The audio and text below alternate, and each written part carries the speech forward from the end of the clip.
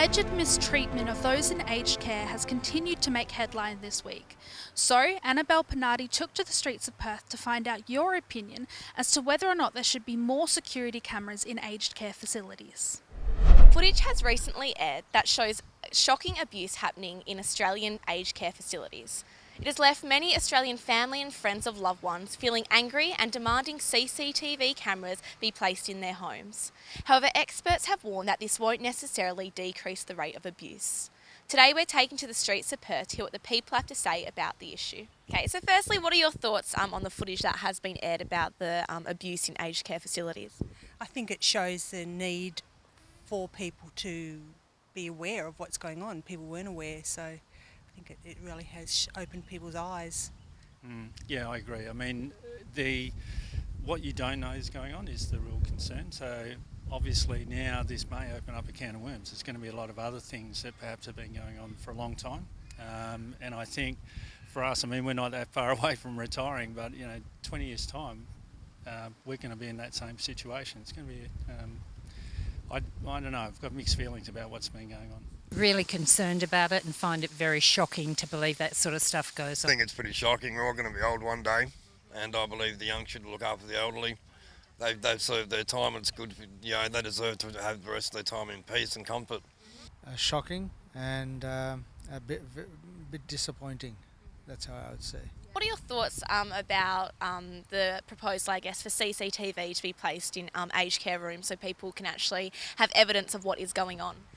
They probably need to get permission from, if not the residents because they're unable to, then the residents' families, because there is the privacy issue. So there would have to be permission. You couldn't just do it without people, the families knowing.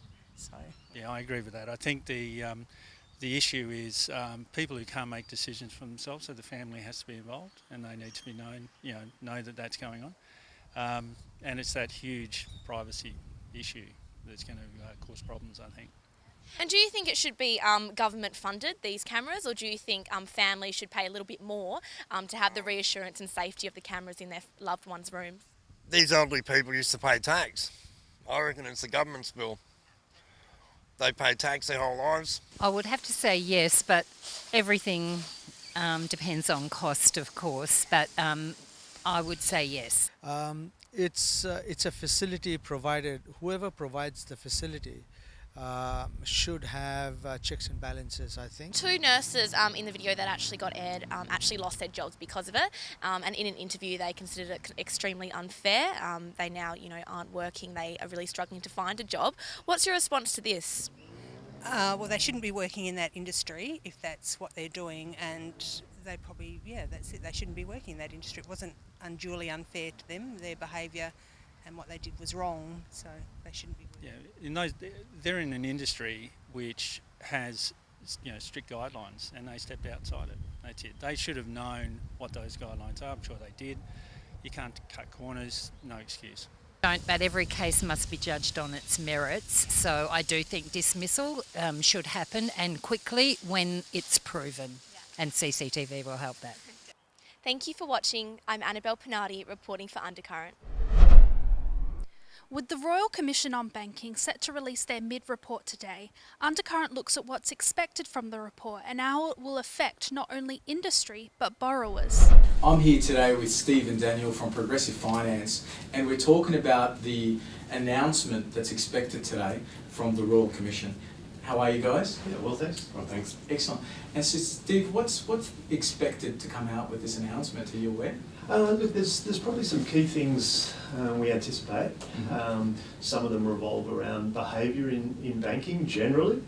There's been a lot of media about some of the bad behaviours and unethical practices that have been happening. So we expect to see a change to the landscape in the way banking governance works. So we would expect some changes there. We'd also expect to see that flow through to the way our industry as mortgage brokers and also perhaps financial advisors put maybe under a little more scrutiny in terms of how they behave and ensuring that they put the benefits of their customers before anyone else, which we think is a great thing. For Daniel and I, we've been doing that our whole broking career, so it's nothing new. But I think, in terms of professionalism of the industry, I think it's going to be a good step forward. We've seen some changes already happening in the banking landscape, which directly affects borrowers, and maybe Daniel, has a pretty good insight into how that works. So Daniel, is the restructuring coming out as a result of this inquiry, the initial part of the inquiry, making it harder for borrowers? Yeah, the banks are sort of, they've already adjusted, so they've made a lot of the changes early on prior to the announcement of the Royal Commission, so the banks are trying to be ahead of the game a little bit. So that has made it harder for some people in terms of how much they can borrow. So it's important for us to sort of dig deep into what their situation is and provide some advice as to getting them ready to be able to borrow money when they need to. How do you prepare borrowers?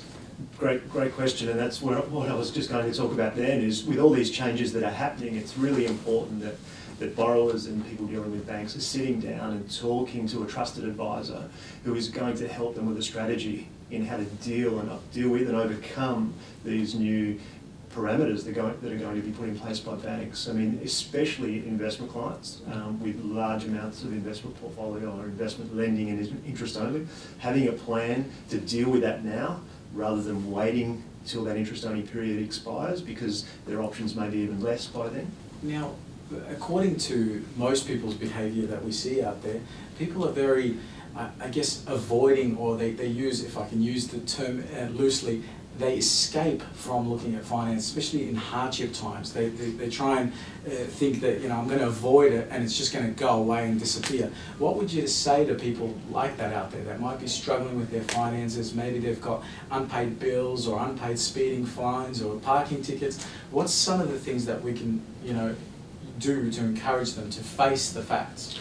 Yeah, burying the head in the sand is pretty common, right? So number one is talk to people, talk to an expert, talk to advisors and sort of get some advice, or speak to your banks if you're having some issues with your loan. Speak to your bank, because they're going to they're one of the most helpful when you need it. So you just need to speak to them, be clear on your current situation, your future plans. The more you can tell them and the more transparent you are, the more they're going to be able to help you. So it's really, do not bury your head in the sand, talk to people, look at your situation and work your way out. Well, thank you so much for your time. I'm Bas Tadros for Undercurrent. Undercurrent reporter Laura speaks to two-time author Tennille Bentley about the digital age we live in and the importance of unplugging for both children and adults. Technology is something that can cloud the minds for little ones. So today I catch up with Tennille Bentley about her 2 books and about her program Elma, how it's changing the face for children in a digital world. Joining me is Tennille Bentley. Hi Tennille. Hello, how are you going? Good, thank you. Thank you so much. Now, you're a 2-time author, and tell us a little bit about your books. Yeah, sure. So really it's all about awareness around the unplugging and in the digital space. So the first one's for adults. It's called Digital Consciousness. And digital consciousness is a philosophical dialogue looking at the consciousness state, or the state of consciousness of humanity, and what it's actually doing to us, but also looking at it in a very balanced approach, the awareness that we're in it, but how do we do it in a really smart way? How do we manage our connection with digital in a really smart way? And then the other one is working with kids. So it's Jazzy, Pinky and the Energy Ball. And this is really teaching kids emotional awareness. So how to understand if it's their emotions or someone else's emotions that they're feeling. And it's done through a really fun way. Now you talk about unplugging. Do you literally mean unplugging the PowerPoint, or what does that mean? Yeah, so unplugging is literally like unplugging from the world of noise. So we live in a world of noise, there's distractions, there's digital devices, there's music, there's TV, there's people calling us, there's notification sounds, all of that. It's about how do we stop and be silent, so effectively meditation. Okay, so technology in total. Total, yeah.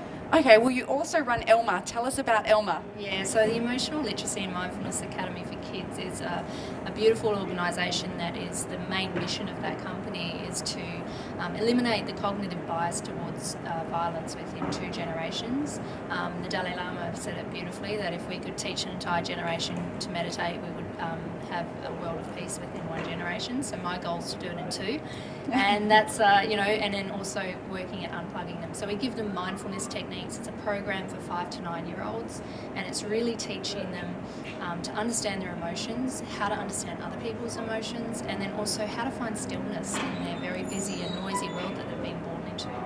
So you say 5 to 9-year-olds, is that setting them up for a future of being resilient to technology? Absolutely. Resilience is one level, so we're also working with the Perth Brain Centre to look at and measuring the resilience in the brain from using our programs and the efficacy around that.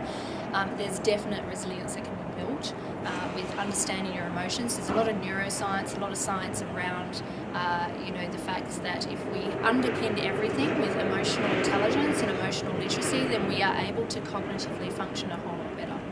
Okay, and what would be the effects, say a child was really plugged in between 5 and 9? What have you seen in your experience? What happens to the child at teenage years? Usually it's a lot around aggression, so the inability to emotionally regulate, the inability to focus, the inability for clarity, they can't sit still at school, they are aggressive, or they may just have deeply emotional issues that they don't know how to process.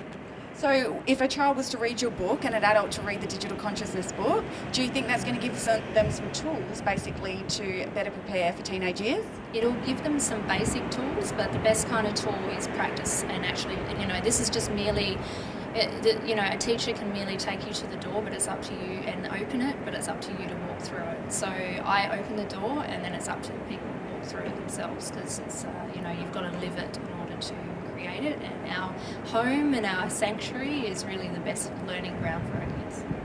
How can people find out more information about your services? Sure, if they go to emotionalliteracyacademy.com, they'll find everything there. And is it a short course or is it a long-term thing? Initially the course is 6 weeks, the first sort of level, and we're looking at building multiple levels outside of that, but right now for the last year and a half we've been doing a 6-week program for 5 to 9-year-olds.